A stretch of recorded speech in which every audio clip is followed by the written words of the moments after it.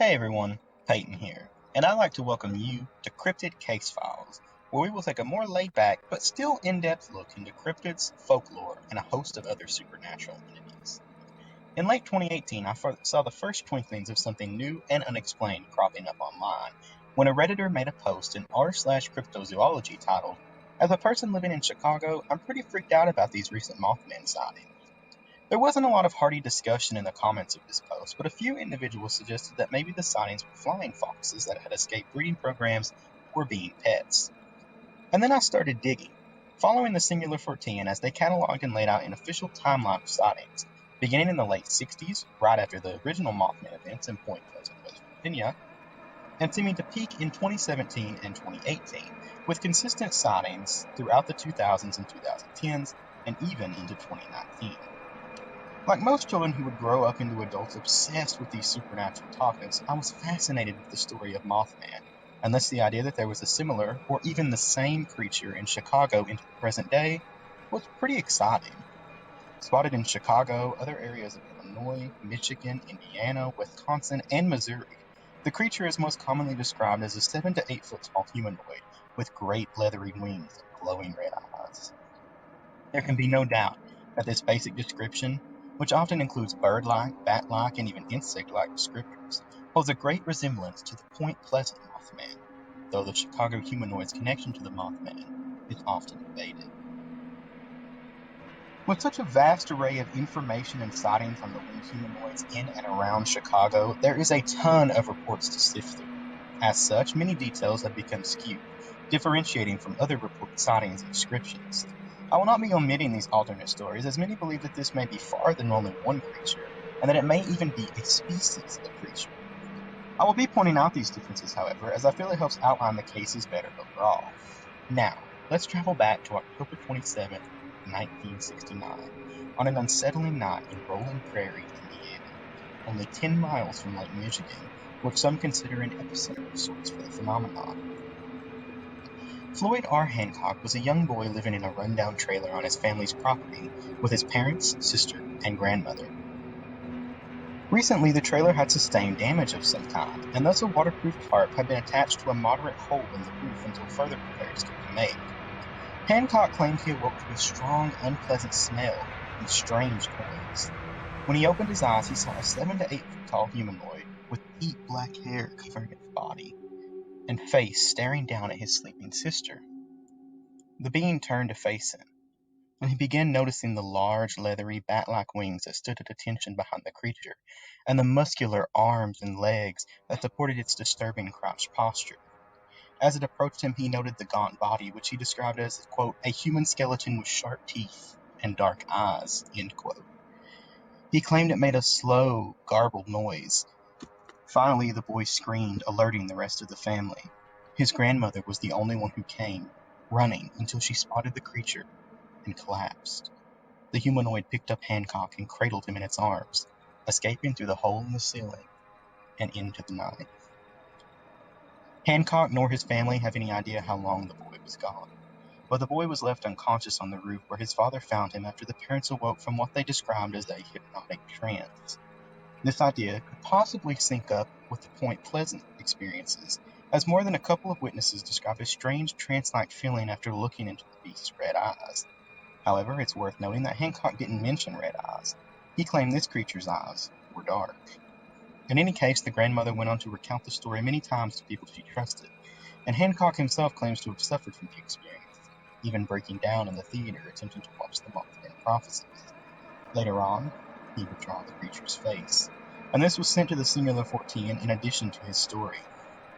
Like many of these early witnesses, he was urged to come forward with his past experience following the outbreak of the late 2010 sightings. Hancock's encounter, if true, is the earliest reported experience with a Mothman-like creature in this current hotspot, but he was only the beginning. And we could see a trend in several of these early close encounters. The winged humanoid or humanoids seem to enjoy terrorizing individuals. In the fall of 1971, please keep in mind that many individuals came forward with their past stories many decades after they occurred, so there are a few specific dates in the early stories, and that's why in these stories I'll mostly be referring to certain months or seasons. 12-year-old David Ramos of Riverview Park was playing with some friends along the north branch of the Chicago River, tossing chunks of concrete from a recent demolition into the water. Afraid of being so close to the deep waters and the thrown concrete, David walked back along a bend in the trail, alone. Looking north, he spotted a tall, dark figure that appeared to be wearing something like a cape. The figure faced away from him, but Ramos claimed that it appeared to sense him and turned, displaying what he described as goggles, which appeared as huge yellowish red eyes. Beyond this, Ramos says the creature did not appear to have a distinct face, a very different description from how Hancock outlined and even illustrated the creature. Ramos at first believed it was a man pulling a prank until the beast raised its right arm and unfurled a great wing. It ran, beating its wings, leapt, and disappeared. The terrified Ramos attempted to relay his story to his friends, but he was younger and they would not listen. Still, the encounter never left him. Even as a police officer later on, he would be unsettled going to the station they built in the area. To this day, as a 60-year-old man, he swears what he saw that day was evil. But there's one more interesting tidbit he added to his story following an official interview, and I feel as if this is as good a time as any to point out the potential bias in my sources. Primarily, I've been using articles published under the singular for TN and research conducted by Tobias Whalen, who wrote the primary book on the sightings, The Lake Michigan Mothman, High Strangeness in the Midwest. Whalen is of the strong opinion that Lake Michigan is a key factor in the creature's location and appearances, as well as that the creature is strongly correlated to the Point Pleasant Mothman, or that perhaps they are one and the same. I hold little opinion either way. My goal is simply to educate on what occurred so you, the viewer, can make a conscious, well-informed decision on your own of your own volition. Tobias, while his research is thorough and unique in a lot of ways, is less interested in this idea. Thus, he often brings up the similarities to the original Mothman and downplays the differences. Towards the end of the quoted section from Ramos, he says this: I tried to remember if something bad had happened to any of us shortly after that, and I just remember that one of the older boys that we were with that day shot and killed a rival gang member shortly after that sighting. He was 16 at the time and went to jail at 17 for at least 5 years for murder. End quote. This is an odd detail to add, and it only serves to bridge the gap between the sighting and Point Pleasant, as the original Mothman was believed to be a harbinger of doom. Although even this detail is commonly debated, and many say this was constructed to bring a narrative feel to the West Virginia story. This is not to say that Whalen is or is not biased, but his proximity to the theory of the supposed connection between the two creatures means we must be cautious when analyzing these interviews, as one cannot be sure how Whalen posed his questions during interviews. Mid-June 1976, Waukegan, Illinois, on the northern edge of the Chicago metropolitan area. Spiritual writer and business owner Nefer Khepri was 14 years old when his father came in from work one night, terrified. Around 11 o'clock, the man had driven from Victory Memorial Hospital, where he worked, to the local Marathon restaurant on Lake Michigan in order to help a friend who was having car troubles. There was a full moon that night, and Mr. Khepri reported feeling a sudden wave of fear while working on his friend's car, a feeling that is described among most Midwestern and Point Pleasant accounts. There were silos nearby, and as they looked up, the men saw a tall silhouette crouched upon the top of one of the structures, watching them with glowing red eyes. Mr. Khepri claimed to be able to feel the creature's evil. The men scrambled into his car, leaving the friend's car behind, and fled. The creature followed, slamming onto the roof and then sliding off and disappearing into the night. When they arrived at his house, Mr. Khepri examined the roof, where he found several long marks along the surface, approximately a fourth of an inch apart. The actual number of scratches on the roof is up for debate, however. In Nefer's account to Tobias Whalen, he originally stated, "You could see 3 long scratches on the roof of the car." In the same paragraph, he later writes, "There were 4 of them," referring to the scratches. This doesn't necessarily devalue this account on its own, as Nefer is recounting a story from his childhood on behalf of his father, and it's easy to skew such details. That said, the story brings up a lot of questions. What did they do with the car? The damage obviously wasn't documented, so did they cover it up somehow? If so, how did they do this? How deep were the scratches anyway? Because that would change these answers drastically. This encounter supposedly happened so long ago that these details are impossible to fact-check, but in any case, the event is solid and aligns with much of the typical flying humanoid lore. 1981, Cicero, Illinois. MR, these are initials given to Whalen through Lon Strickler of the Phantoms and Monsters blog, who interviewed the man, was a 13-year-old boy who had become quite good at achieving a state of spiritual awareness and meditation, brought on, by his own account, by the intense domestic abuse he faced from his family. It became an escape for him, and he often reached this status by sitting in his own backyard upon the grass, legs crossed. One day he claimed to have entered into a state deeper than he ever had before, and became aware of an unknown presence. Eventually he noticed a thin black humanoid standing against the neighbor's garage. Based on the height of the chain link fence, which was 4 feet tall, he estimated the creature to be around 7 feet tall. He noted its bright red eyes and the wings that folded up above its long, thin head. He claimed that he then communicated with the creature telepathically, not exactly in words, but he described it as the creature wanting to be noticed. Interestingly, MR relayed to Strickler that he did not believe the creature was a harbinger of death like many believe of the Point Pleasant mothman. He also stated that he felt as if there were multiple similar creatures who often sought out individuals based on some unknown criteria. While all of this is obviously impossible to verify, it was a case I couldn't ignore when putting this video together, and if you believe it, potentially places a few of these puzzle pieces together. 1987. There was no official location given in this report, but it was described as rural Indiana, and considering the noted area is the most rural area near Lake Michigan in Indiana, I figured this general location was a safe estimate. A man in the area was out on a late night walk near a stretch of cornfields when he had the sensation of being watched. He turned to look into one of the fields and noticed two glowing red eyes. Interesting, considering he claimed there would have been no light in the area, unless we can't chalk the eyes up to regular animal eye shine like we could in most cases. The witness ran back the way he had come, and as he was fleeing, he felt something fly past him, screeching. Since that first encounter, he claims to have seen the creature dozens of times, often in similar circumstances. He told the Singular 14 investigator that he never felt as if the creature meant harm or was evil, but that he typically felt fear just the same. And who wouldn't? This idea connects with the previous account as well, even down to this witness claiming that he felt as if the creature were old or somehow ancient, a comment the 1981 witness said as well. 1997. Two incidents around the same time of year, around 160 miles apart, in Rock Island and Naperville, Illinois, respectively. In Rock Island, a young girl had gone out to her mother's car to retrieve something they had forgotten around 9 or 10 p.m. that night. As she approached the car, she heard what sounded like wings beating, and when she looked up, she saw a red-eyed humanoid with great wings sitting atop a streetlight. To Lon Strickler, she described the creature as being gargoyle-esque, with small horns on its head. She also noted that the wings hung down off the streetlight, a unique detail to add, whether the story is fabricated or not. Later that night, she claimed she heard the wings beating again outside her bedroom window. Shortly after, in Naperville, a high school couple were sneaking out and driving along an empty street in a wooded area when they heard a strange screech. They stopped the car to listen better, and suddenly from the left appeared a gargoyle-like thing. It was around 4 feet in length with wings, scaly skin, large front claws, and glowing, protruding eyes. The color was oddly omitted. Even odder is the fact that the skin color was called both purple and transparent, although the female witness, who wrote to Lon Strickler, did say the color was, quote, hard to remember, end quote.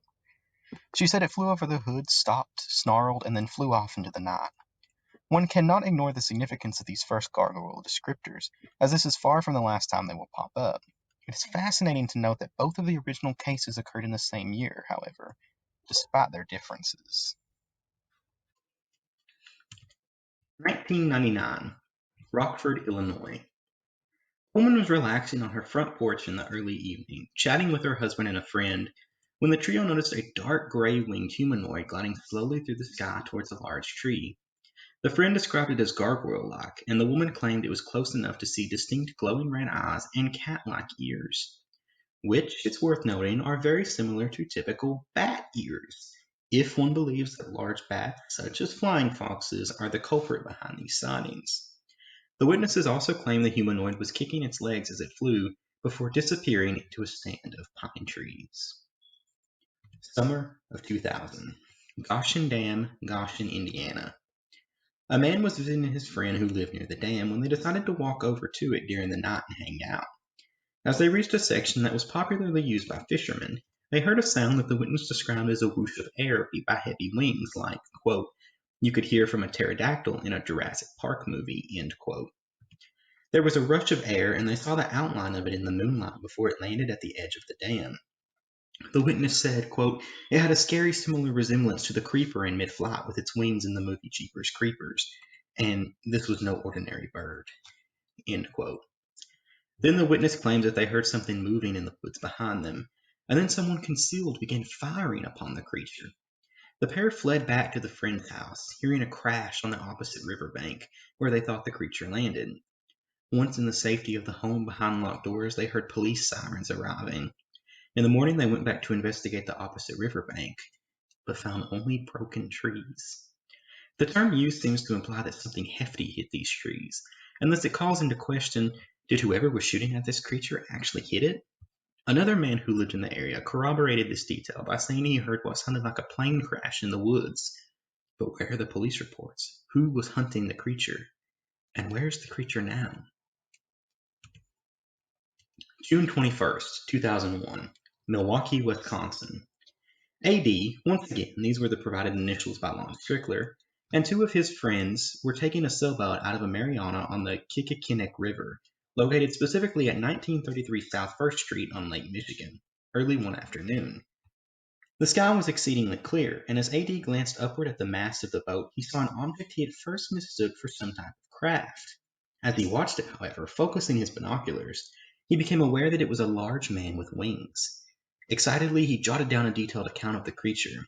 He estimated that the wings were around 30 feet across, and they attached at the hip, with the arms then attached to the wings. The body was around 10 feet long and entirely a shade of medium brown.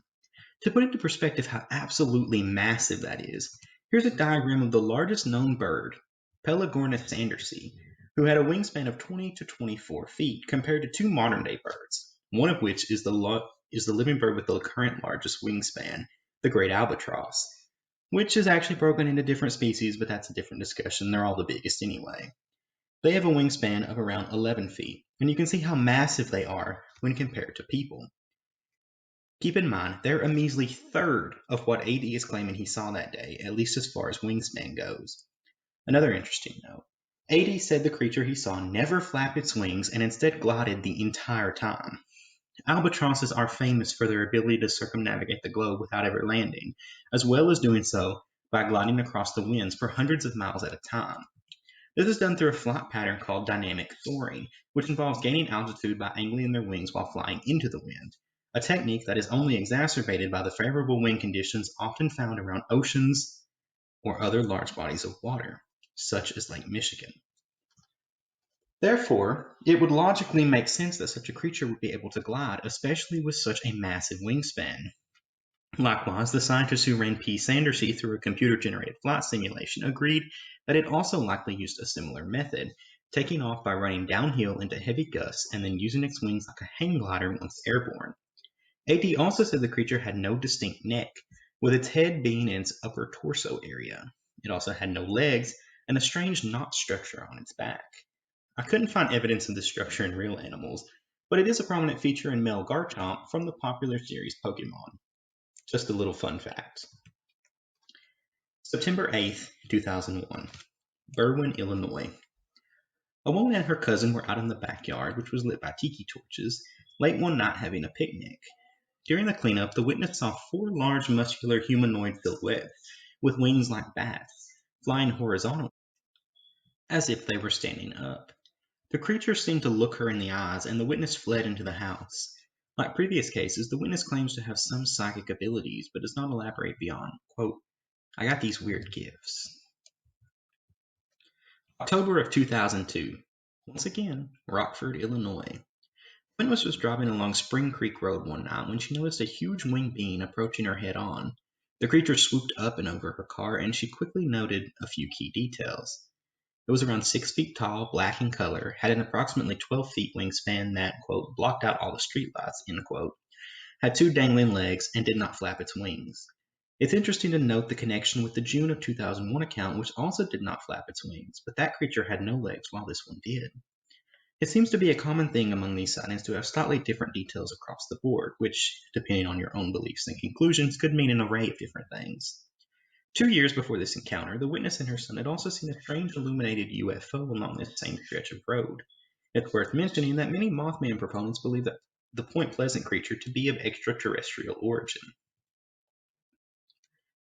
Summer, 2003. Alsip, Illinois.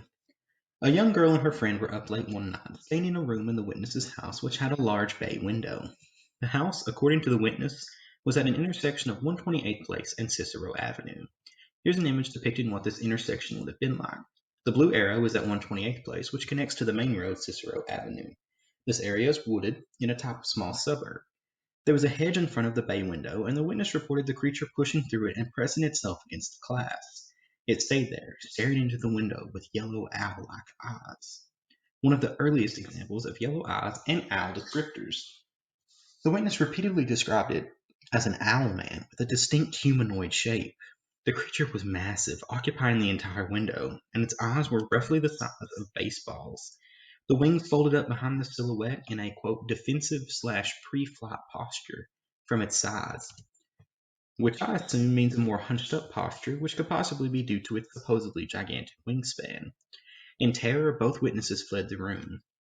The witness who reported the encounter to Lon Strickler of the Phantoms and Monsters blog mentioned how much of an impression the experience had left not only on her, but on her friend as well.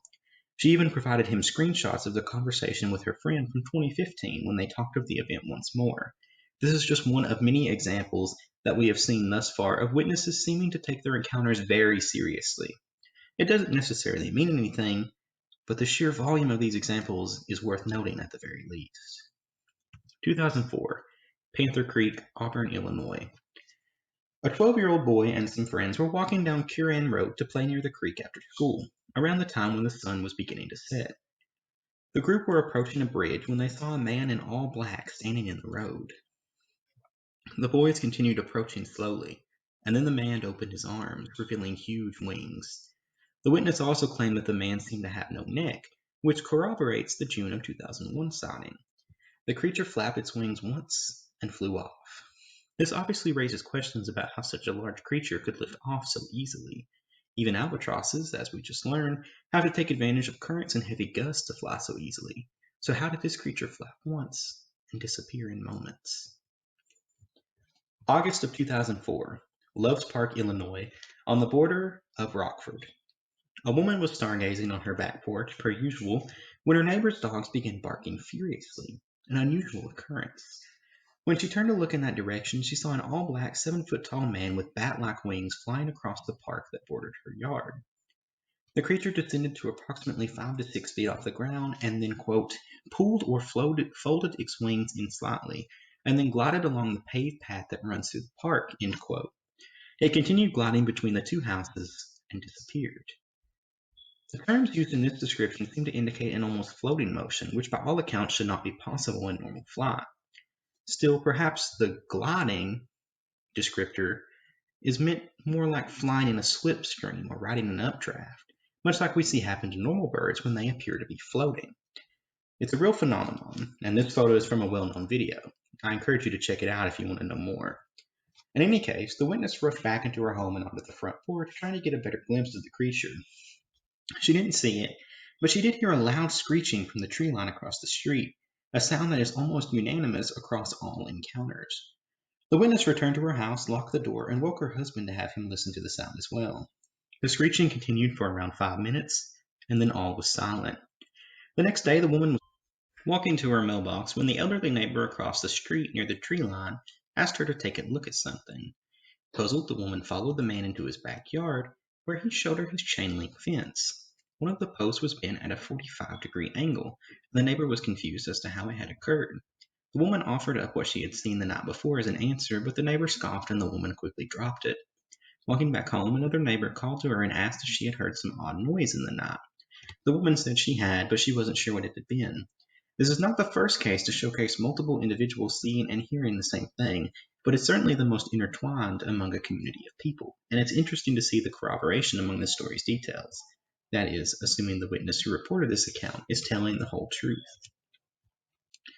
July of 2006, approximately the 15th or 16th, Highway 59 between Whitewater and Eagle, Wisconsin.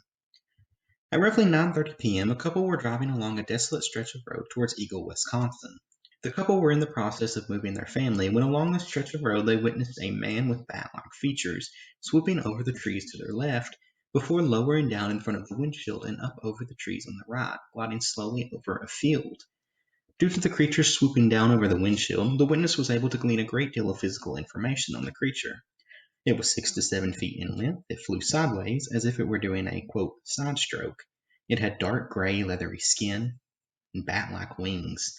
The eyes were very round, which would fit an owl-like descriptor better than a bat's, and the whites of the eyes appeared roomy while the irises were a pale blue. Perhaps most interestingly, it had flapped one wing while it flew, and the other was tucked up against its side, a detail unheard of in any real-world animals as far as I could find. The witness also corroborated a previous witness by saying that, quote, there are definitely similarities between this creature and the Jeepers Creepers creature. It is also worth noting that the witness described a full moon on the night of the sighting, but when Lon Strickler double-checked this fact from the time period in 2006, he found that the moon was actually a waning gibbous, the phase after a full moon, and did not rise until 11:21 p.m. on the 15th and 11:43 p.m. on the 16th, around 2 hours after the sighting supposedly occurred. Strickler believes the witness simply misremembered the dates. And that's going to wrap it up for part 1 of this 3-part series on the Chicago winged humanoids. Part 2 will analyze the remaining sightings up to the spike of activity in the later half of the 2010s, while the final part will focus on the spike of stories, as well as some theories and explanations behind the sightings. If you like this first part, please consider subscribing and liking this video for more content. It really helps out. And comment below your own personal thoughts and opinions on these stories for a chance to be featured in upcoming videos. Stay diligent, my friends, and keep your eyes peeled to the sky.